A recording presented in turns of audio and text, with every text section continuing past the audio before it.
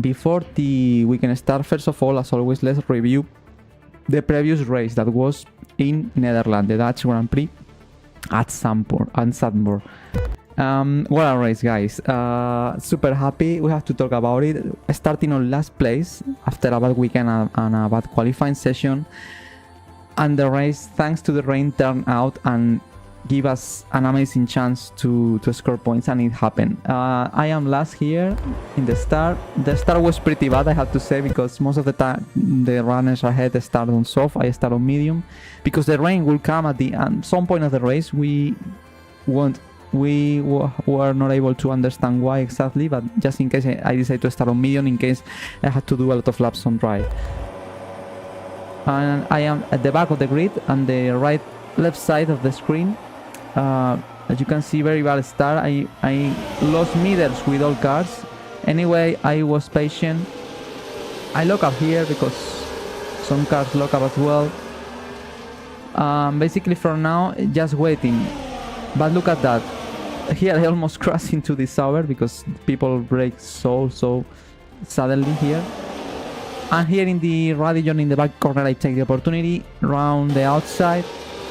Look at that, amazing. Almost passing 3 cars. Unfortunately, then the RB passed me again.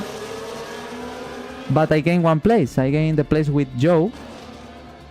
Then later on, I was still had Joe, but my pace on dry was bad pace in comparison to the AI cars, you know. Anyway, I suffered less in race than in qualifying in terms of pace. I could follow people. But also at the beginning of the race, my engineer told me that I have a little engine issue because of the wear, and I started to lose a bit of power. And especially in this straight line, I felt a bit. This is lap 13, okay? Here, at this point, I think we are in right conditions. Or not. Yes, here, when obviously on the right laps, I was able to gain places because a lot of drivers made mistakes at the beginning of in turn 1, at the beginning of the race, going wide in turn 1, like Lando Norris, Hülkenberg. Some of them passed me later on, also in dry, but once we switched to intermediate tire, here is where my race started to come alive. At this point, as you can see, this is an incident. I went wide and the Sauber touched me, similar to what happened in Spain. He broke the front wing a bit.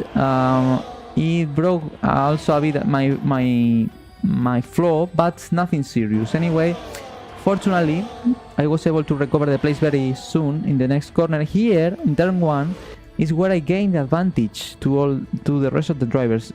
Going by the outside, I found much more grip than the AI cars, and I took the advantage, as you will be able to see in the next laps. Here I'm running in P14, something like that. I have a Stroll in front. Well, this is lap 59. Actually, in these highlights you cannot see the laps on wet, but basically after that what I did was to pass a lot of people, a lot of cars by the outside in turn 1 because they were really slow, taking the inside. At a point where I was basically in P14, P13, but what happened there? The rain get heavier, and I decided to stay on Inter even when the rain got heavier because it was a very short period of heavy rain, and I was able to survive very well on the Inter tire with a lot of rain, a lot of rain on track. AI cars did a new pit stop to change from Inter to wet, and that gave me the possibility to stay in P10, doing 1 stop less than the rest of the cars. And at that point, I passed a couple of cars more. Here we are after this period of heavy rain, I was able to pass a couple of cars, including my teammate, and at that point, before to change to the dry tires for the final 10 laps of the race, I was in P10, I think, as well, P9. And in the pit stop, my team did it amazing. We stopped a big train of cars from P3 to P9, something like that, at the same time, very close to each other, and my pit stop was phenomenal, and I was able to enter in the pits in P8 or P7, something like that, and coming out in P4, passing a lot of cars. But then after that, well, this is lap 59, I think.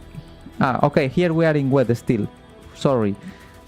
Basically trying to pass Perez here. They are on wets, I'm on inter, and at that point the track is getting dry. And in this kind of light rain condition with only a bit amount of water in track, I was faster than the rest of the car that switched to wet tire. Actually, they are suffering, and I took the advantage, like I did here with Perez. You can see using the outside where I found much more grip. At that point, I think I'm in P9, something like that. Here I did the same with Tsunoda, as you can see. All these cars are on wet tires, okay? And they are suffering a lot. And I'm on inter now, and as I said, the track is getting dry, so I'm in advantage. Here once again try to pass Tsunoda. Here I tried to be very aggressive and I almost crashed. And Perez passed me again, I think in this lap. Yeah, he passed me, but don't worry, because in the last lap I will be able to pass him again. This is lap 62. I pass Perez again. I'm going to attack Tsunoda again. They are still on wet. I'm on inter. Look at that. The amount of grip I'm able to find in these conditions is insane, and I was able to pass Tsunoda again. This is before the track gets dry. I'm in P8 thing, and in front is my teammate that I pass the next lap before to go to the box. You can see here. And what happened there is I exited on the pits in P4, but unfortunately the pace of Leclerc, I think, or on medium, was better. He passed me. Then Tsunoda passed me as well in the final laps, and I was in P6 at that moment. But fortunately, I was able to stay behind Tsunoda, by the way, that did an amazing race, passing later on, I think, Leclerc, finishing in P4. Then I finished Leclerc, and then it's me. I was in pressure. I was put in pressure by Perez, and probably if the next lap I will be passed by Perez at that point. But fortunately, I was able to finish in P6, doing an amazing race in all conditions, in wet conditions, in heavy rain, when the track gets dry. Also, the strategy helped me, stopping one time less than the rest of the cars. And then this final 10 laps on dry, I was very proud of them, because I was able to maintain the pace, even having a car that was not so fast on dry conditions as the rest. I was able to maintain Perez behind and to stick on the DRS zone with Leclerc and Tsunoda ahead. So amazing race, guys. P6, 14 places recovered, driver of the day as well. What a two races I did, guys, in Spa and now in Zandvoort. We have reached a lot of points. It's unbelievable. Later on we will check the standings, but it was an amazing race, and probably I think my best race of the season, because of the conditions, being very quick in all conditions. In a weekend that I crashed a couple of times, I have no confidence on the car. Definitely was the best weekend of the season so far. So now, as always, let's check the track of this weekend, that is Monza. What I can say, Monza is one of the historic circuits, as with Spa, with Silverstone, with Monaco. Personally, it's not a track that I enjoy so much, to be honest. I know a lot of people enjoy it. I mean, it's not one of the worst tracks, not at all. Race is very fun. But here, Monza is a track that, yeah, there are a lot of long straights and everything, but it's not a track that I enjoy so much as others driving here. Anyway, it's a track that for us, Williams, it's spectacular. I think this is a weekend where we have to fight for points again, like in Spa, for example. Here we have an amazing car, a lot of long straights that our Williams car love. Not so many corners, not so many slow corners that our car hates. So this is a weekend to try to stay on points, guys, and to try to stay in top 10 in qualifying and in race. This is an ideal track for us. About the track, it's about minimum downforce. Here you have to run with a very special setup with minimum downforce, because there are a lot of long straights. The first braking point is amazing. It's difficult, really difficult, because you have to measure when you have to brake, because you reach here speed or you know, like around 355 kilometers per hour. You have to brake a bit earlier than in other tracks in the 150 meter bore. to do it in the right way. Here the brake balance, the brake bias setting are crucial to avoid lockups, because the turn 1 is crucial to enter with the right speed and don't going wide. The track is very narrow here. You have to attack the curves so much, not too much. Watch out with the sausage curves, and be very precise with the turn in of the car, the front end. You have to be very, very precise. Then the exit is crucial here. The exit of the corner is crucial to reach the maximum speed possible as soon as possible before to go to the next chicane. This is a bit faster than the first one, and this is about to stick on the right side, to try to touch the first curve of turn 4, and to use the curve of turn 5 to use all the outside possible, avoiding touching the gravel here. Here there is a gravel trap that is very easy to go in wide here, and we go to the leftmost corners, leftmost 1 and leftmost 2, that is 6 and 7. Here it's the first leftmost is about to stick on the right side. It's a long corner. You have to try to get maximum speed possible in the entry, then to stick to the inside line and to open the line at the end using all the curve possible here. Watch out touching the grass, don't touch the grass here or you will spin. And the second lesmo is a bit faster, I would say, a bit more sharp as well, and it's even more difficult because here what you have to do is to try to cut the corner as much as possible, touching the curve and going very, very well. But as I said, you have to be on the limit between the, let's say, the runoff area and the gravel. You have to be absolutely on the limit to avoid touch the gravel, you know, at this point. Then you have the arrest, long straight, and the Ascari section. This is Ascari, probably my favorite section, which is 8, 9 and 10. This is about to carry on as much speed as possible and to be very, very precise in the turn in, touching the curves, not so much. In the 8, stick to the left side and then to the right, maintaining here the traction. Here, if you have to leave, do it, because if you lose the control of the car here, you are dead. You will crash here on the barrier with very high speed, and your race or qualifying will be over.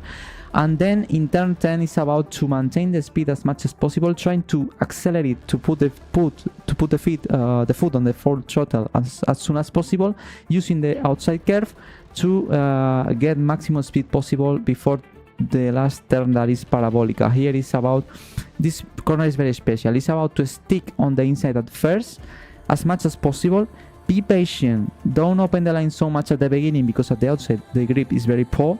So you have to stick on the inside line, and once you are in the middle of the corner, to accelerate, to use the outside curve and to cross the start finish line to try to be as fast as possible.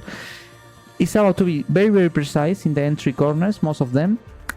Be patient with the throttle in the last corner here, especially in the Ascari section, and to try to have the best top speed possible, because there are a lot of long straights. Very interesting circuit in terms of driving, but very special as well, and very unique. And now I think we are ready for this weekend, guys. This is the weekend. Here we are. A lot of things to talk about. First of all, as you can see, we have an upgrade ready. That is the rear floor under the train. Let's see if we achieve it or not. Okay, all the new parts have been fabricated, and we're going to have them with us for the next Grand Prix. Okay, yes, I think it worked. Let me check something. Move on, guys, to the goals for the weekend. This time we have the 4 departments available, that is Power Unit Consultant. The goals for this weekend, we are close to reach level 1. Goals: achieve a position of 11th or better in qualifying, includes a sprint qualifying. Here we have a sprint weekend. I'm not sure if we have. No, we have no sprint weekend. Or reach a speed of 337.96 kph during the weekend. This is much easier. I will set this one. Material fabrication planner. We are almost in the middle to reach level 2. Complete 12 laps during a race weekend, in and out laps not included. On perform 300 gear shifts during a single session. Let's do this one. That is very easy. In the quality assurance tester, we are exactly or almost at the half of reach level 2. Goals available: complete any 2 sessions without using a flashback. I don't use flashback, so that's easy. Or incur no more than 2 penalties during an entire weekend. Let's do this one. That is the easiest one. And the strategy analyst, we are in level 1 as well, at the middle point to reach level 2. Perfect 1 practice program during a race weekend, or complete 2 practice programs during a race weekend. Let's set this one, both are easy I think. And let's set as a primary the strategy analyst I want to improve. Move on. Driver details, guys. My ratings. This is very important. After the great race we did in the Dutch Grand Prix at Zandvoort, obviously my targets have improved a lot. And let me check something that I don't check never. I was not checking before. And this, the accolades, it's like targets or mini targets we can achieve. And as you can see here, we have some points. Top 10 finishes, we have 3 of 10. If I complete 10 top finishes, I will get more awareness. That will be difficult for me, to be honest. Top 5 qualifies, we have 2 of 10. That's crazy. Or race starts, podium finishes as well, and championship points. Obviously these targets are really difficult for me, especially being in Williams. I mean, to reach 10 top 5 qualifying in Williams is almost impossible. The same in race. Well, top 10s maybe is easier, but I think I have to do 7 more in 9 races. I think this is very difficult for me in Williams. Podium finishes, almost impossible in Williams, and 50 points, that for our car is very difficult. Anyway, maybe we can achieve some of these accolades at the end of the season, so let's see. And in rivalries, guys, now as you can see, I'm still gaining with my rivals, and with my teammate. Now we are in regular. This is something I don't check. Each rivalry will use different metrics to determine who will win. The teammate rivalry uses various metrics displayed here, and whoever leads most of these will be classed as leading the rivalry. The bottom of this screen will show you what... Oh, I lost connection. Okay, I lost connection by 1 moment. I think everything is okay. I was saying, basically, and race, things are a bit more equal. 9-6 is gaining Alex, but for example, in championship points, I have more points, much more points than Alex. And in the best finish position, I have a better finish position than Alex. So actually, we are in regular. Let's see if we can improve at the end of the session and to beat Alex. Especially, I think if we keep beating Alex in race, I can be ahead of him at the end of the season. And against Pierre, well, the championship rivalry tracks the amount of points you've got in the Drivers' Championship in relation to your rival. You'll need to lead by a certain amount to be declared the winner.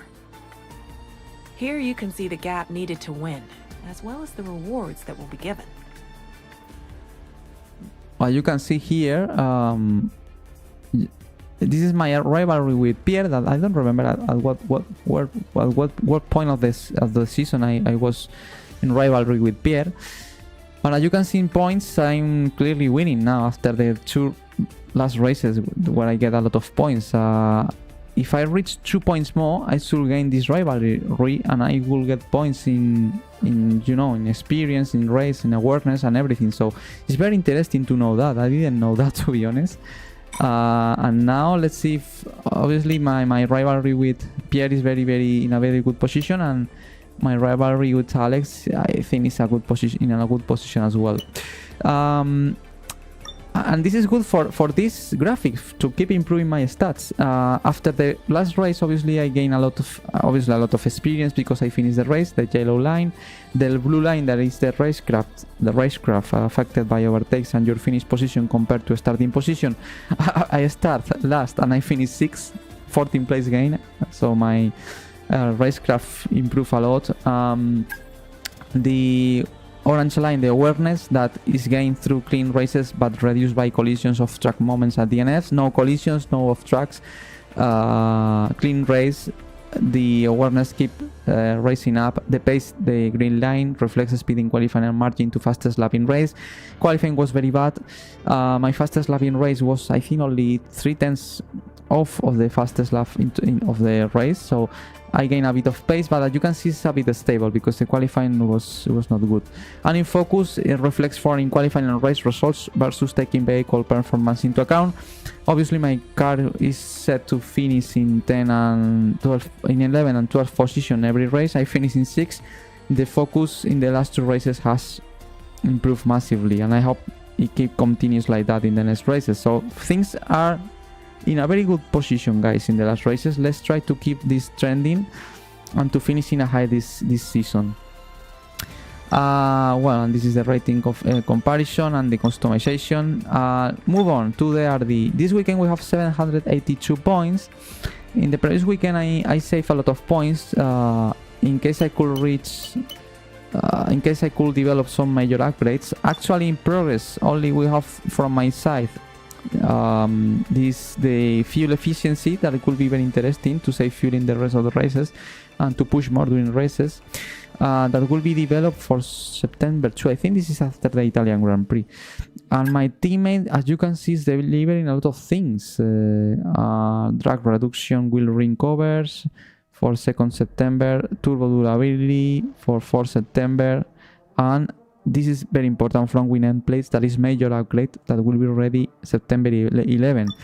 The Italian Grand Prix is 29 August. That means any of these upgrades will be ready for this Grand Prix.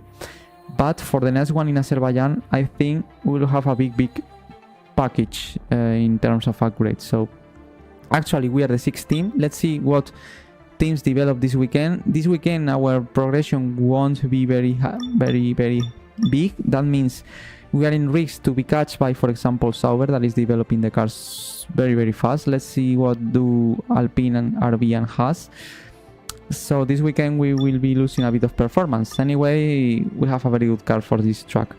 So what I said, let's see what we can develop today.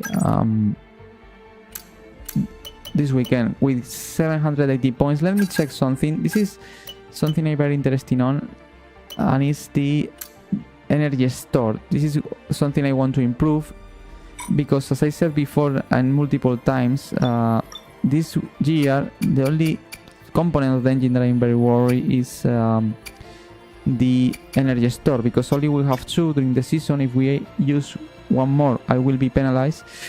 And the second unit is actually in 35%, and we have 9 races to go.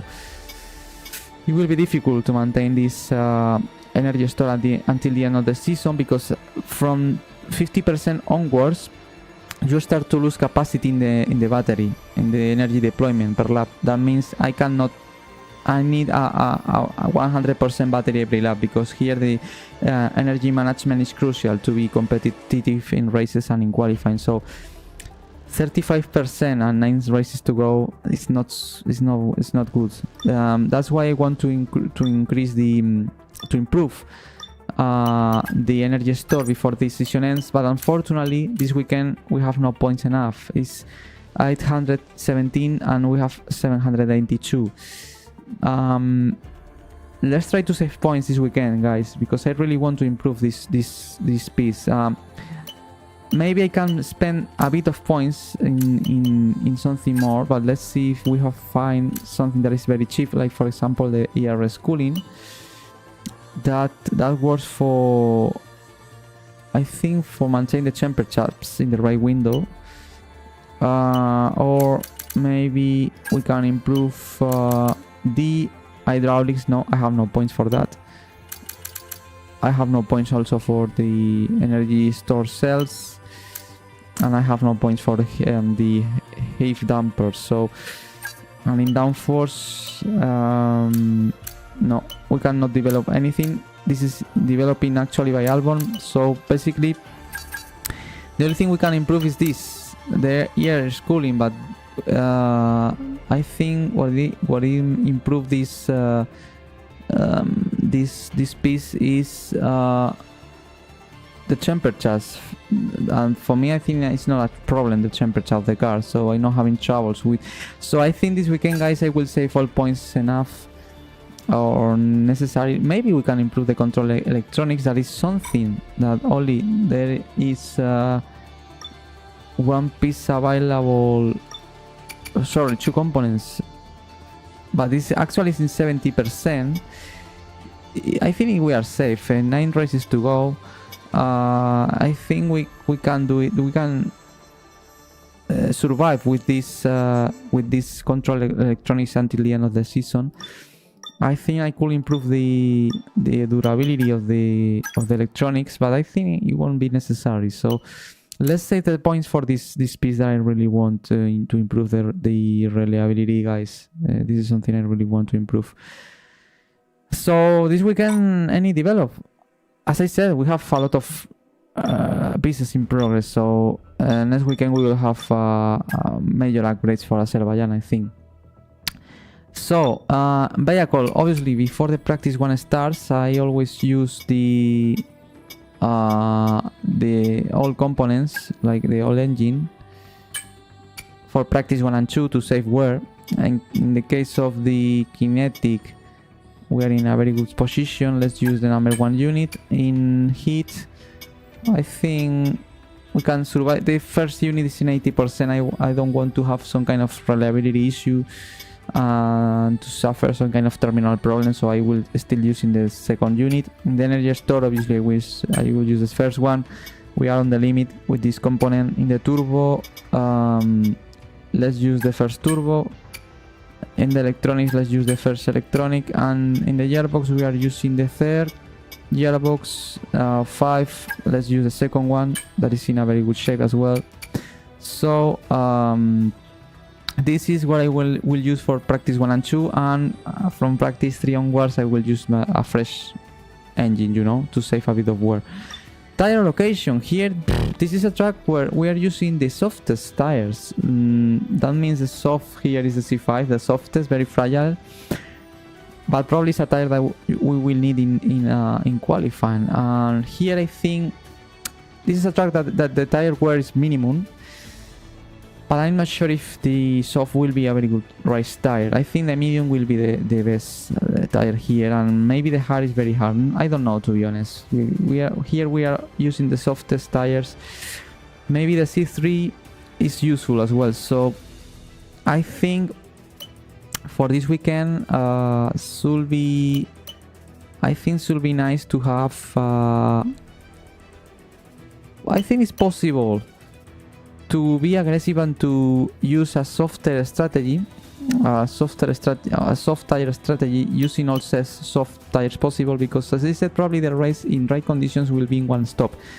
That means having one different tire compound is good enough. Is enough. We won't need 2 sets of mediums or 2 sets of hards for race, because probably the race will be one stop here at Monza. So I think we can put all the eggs in the same basket, to say in some way, and having most soft tire possible for qualifying. So I will use the softer strategy this weekend. And before to go to the Grand Prix weekend, the standings, guys, this is very important. After the great result we have in Netherlands and Spa and Belgium. First of all, let's see that Verstappen is still winning almost every race. He will be champion at some point. Alonso is incredible the season he's doing. 1, 2, 3, 4, 5.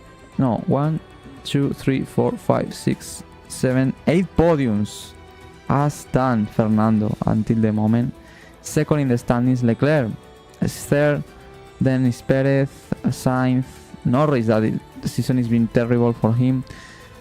Then Hamilton, Russell, that are very much in points, only 2 points between the Mercedes drivers. Piastri, that has reached the 100 mark points, is in 9th after finishing a podium in the Dutch Grand Prix, the second of the season for him.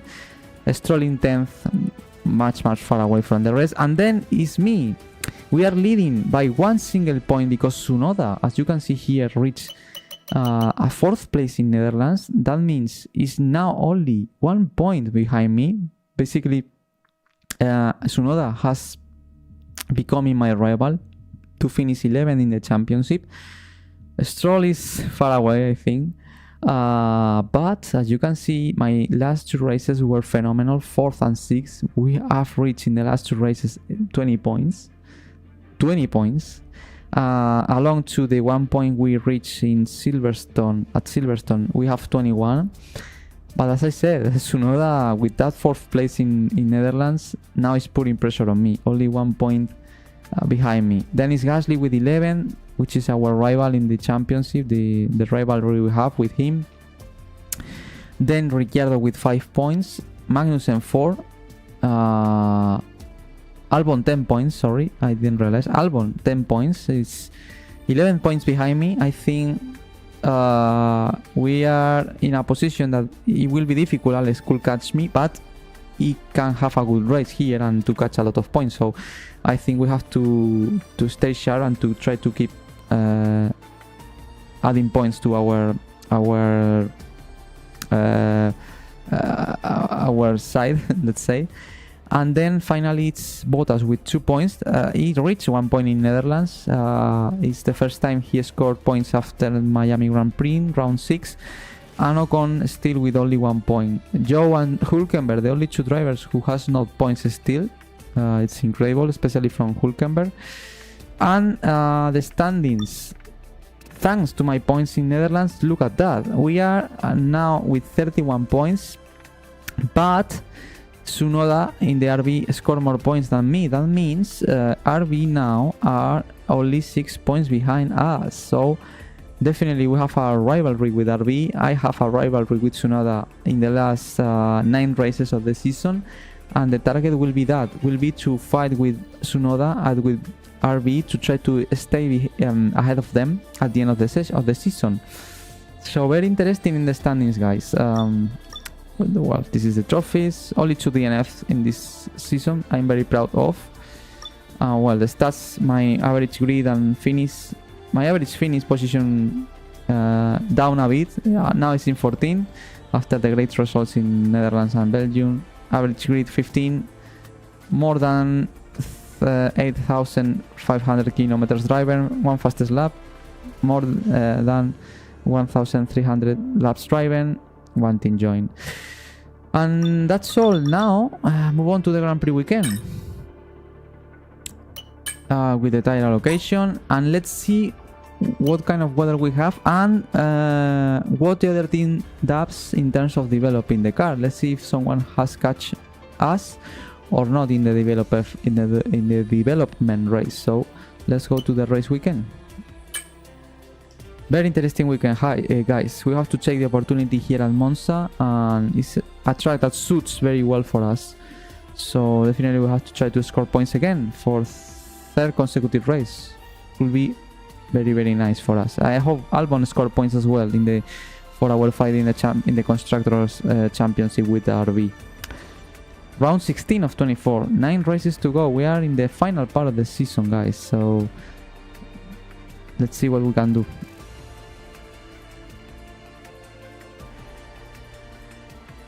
Okay, here we go at Monza, Italy.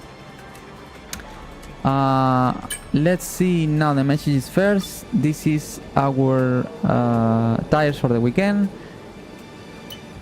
Looks like everything went smoothly with the new parts. They are being fit now, saying Mark, my engineer. We have a little upgrade in the weight reduction system, rear floor under tray. Weather forecast. Wow, look at that. We have rain in qualifying. At the beginning of the qualifying, and at the end it will be dry. That's very interesting to know. That means it looks like rain. Anyway, that means I will have to think about the setup. Probably I will use a dry setup because obviously it will be raining, but only at the beginning of the qualifying. Not sure if that will help me to try to be competitive in rain here at Monza. Let's see. But in race it will be sunny day, no problem at all. And look at that, the development, guys. This is very interesting. Hi everyone, as you know, we are constantly updating our expected performance potential based on data from our various computer models. Here is the latest comparison of where we think we are compared to our nearest rivals and how that progression has unfolded over recent weeks. Well, as you can see, in this weekend we improve a bit. Sauber stay in the same level, but RB has catch Sauber, and I think they are a bit ahead even. Alpine also has done a major step and has still in the same position. So basically that means this weekend we are a bit better than in Netherlands, but RB and Alpine will be closer to us this weekend. So watch out with that, especially considering our rivalry with Visa Cash App, RB, in the constructor and in the standings with Yuki Tsunoda. They have now here a better car, so we have to stay sharp and to stay focused to try to stay ahead of them. Let's watch that in the here in the line. As you can see, Alpine did an incredible step here, amazing. Aston Martin is in the same level than in Netherlands. That means with our little progression we are a bit more closer to the Aston Martin drivers. Let's see if we can fight with some of them, with one of them, with Stroll especially. And obviously the top four teams are in their own league now. Red Bull still leading, Ferrari is closer, McLaren a bit behind. But basically this is all we have to see before the weekend starting at Monza. Let's ready for free practice 1 and 2 today. And as I said before, we're on Twitch, guys. On 20 minutes I will be racing the free practice 1 and 2 of the Italian Grand Prix only on Twitch, so don't forget to follow me there, and don't forget to subscribe here as well on YouTube. 1000 is the milestone we have to achieve here, so don't forget to subscribe to my gaming channel, this one Floss F1G. And as I said, see you in 20 minutes for the Italian Grand Prix practice 1 and 2 on Twitch. TanyFloss1, this is my username. Thank you so much for watching. See you in 19 minutes on Twitch. Bye bye.